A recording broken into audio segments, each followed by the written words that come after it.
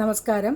Recipe വേൾഡിലേക്ക് എല്ലാവർക്കും സ്വാഗതം. ഞാനിവിടെ സവോള കൊണ്ടുള്ള ഒരു സാലഡാണ് തയ്യാറാക്കുന്നത്.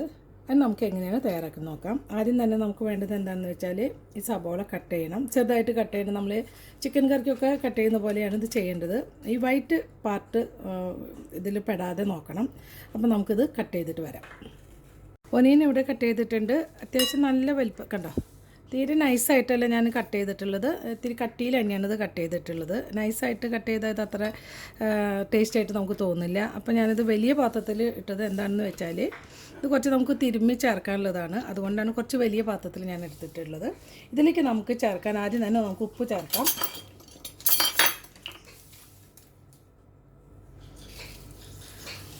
ഉപ്പ് ഞാനൊരു ചെറിയ ടീസ്പൂൺ ചേർക്കുന്നുണ്ട്.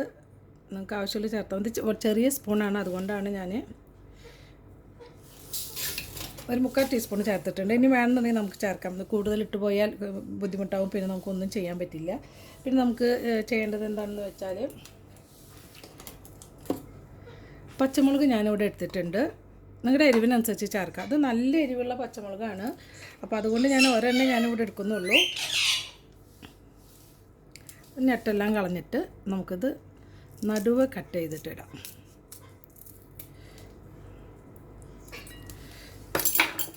ഇനി നമുക്ക് വേണ്ടത് എന്താണെന്ന് വെച്ചാൽ ഇതിലേക്ക് വിനീഗർ ചേർക്കാം. ഈ വിനീഗർ നിങ്ങൾ ഇടുമ്പോൾ ശ്രദ്ധിക്കേണ്ടത് എന്താണെന്ന് വെച്ചാൽ ഈ പൊട്ടുന്ന കുപ്പിയിലുള്ള വിനീഗർ എടുക്കാനായിട്ട് ശ്രദ്ധിക്കണം. പ്ലാസ്റ്റിക് കുപ്പീനൊക്കെ കുറച്ചും കൂടി നല്ലത് ഈ ചില്ല് പാത്രത്തിലുള്ള വിനീഗറാണ്. അതൊരു 2 ടേബിൾ സ്പൂണോളം നമുക്ക് ഒഴിച്ചു കൊടുക്കാം.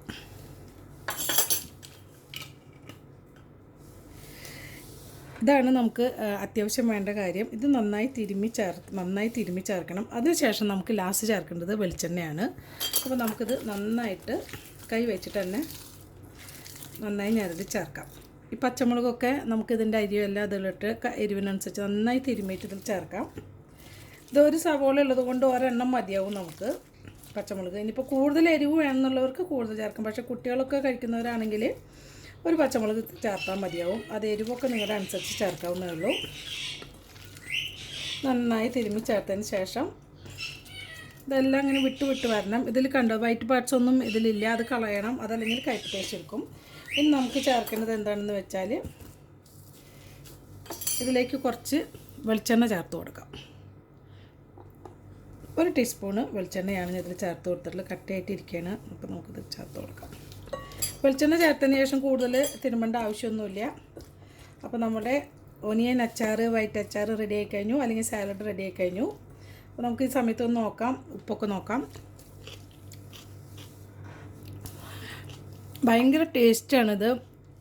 സംഭവം വളരെ ഈസിയാണ്. പക്ഷേ ഇത് ഇങ്ങനെ തയ്യാറായി നമ്മൾ ഫ്രിഡ്ജിൽ സൂക്ഷിക്കണം. നമ്മൾ കഴിക്കുന്ന സമയത്ത് ഇത് പുറത്തെടുത്താൽ മതിയാവും. ഇത് ശരിക്കും ഏറ്റവും നല്ല കോമ്പിനേഷൻ എന്താണെന്ന് വെച്ചാൽ നമുക്ക് ബിരിയാണി, ഫ്രൈഡ് റൈസ് ഇതിൻ്റെ ഒക്കെ കൂടെ നമുക്ക് തൈരിൻ്റെ സാലഡ് ഇല്ലെങ്കിൽ പോലും ഇത് മാത്രം മതിയാവും നമുക്ക് ബിരിയാണിയോ അല്ലെങ്കിൽ ഫ്രൈഡ് റൈസോ. അതല്ലെങ്കിൽ നമുക്ക് ചോറിൻ്റെ കൂടെ പോലും ഇത് പോകും. അപ്പോൾ എല്ലാവരും ഇത് ട്രൈ ചെയ്ത് നോക്കണം.